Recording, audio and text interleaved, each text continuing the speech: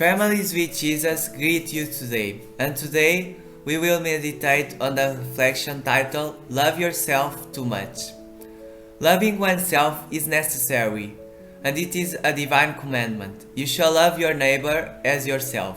It strengthens our well-being, protects our personal dignity, and helps us make healthier decisions. However, when self-love becomes excessive, it can transform into egotism or narcissism. And there we find danger for couples, for parents, and children. One of the main risks of this excessive self-love is the inability to recognize personal mistakes. Those who love themselves too much always believe they are right, and this closed way of thinking makes it difficult to learn, grow, and improve. For I say through the grace given to me, to everyone who is among you, not to think of himself more highly than he ought to think, but to think soberly. Romans 12:3.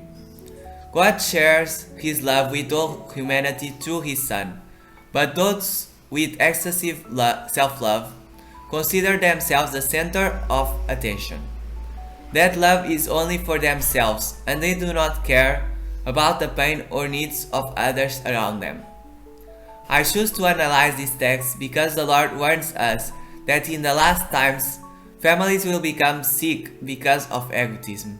This excessive self-love can also generate superficial and conflict-filled relationships. Exaggerated self-love seeks admiration instead of connection, producing unbalanced bonds and emotional manipulation. Additionally, people who love themselves too much often have a fragile identity. Any criticism feels like a personal attack, producing anger and victimization. The balance is found in healthy self-love, which recognizes one's own value without belittling others. True love implies humility, self-knowledge, emotional responsibility, and a deep relationship with God that allows transformation. Loving oneself does not mean placing oneself above others, but caring for oneself while respecting, understanding, and loving others.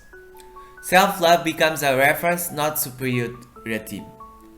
In this way, our neighbors deserve the same dignity, attention, and compassion that we expect for ourselves.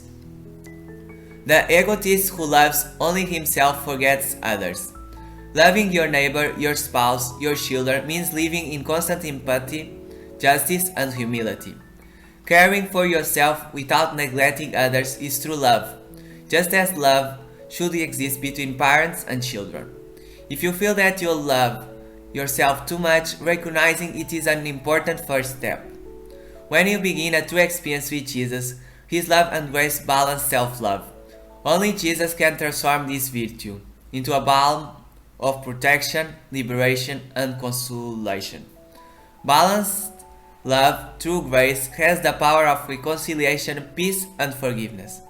There is nothing in this world we cannot achieve with biblical love. You shall love your neighbor as yourself. Matthew 22:39. This love destroys egotism and narcissism in families, breaks pride and stubbornness, heals family conflicts, and produces great miracles in character transformation. A balanced love makes us more like Jesus. Families with Jesus invite you to love as Jesus loved you.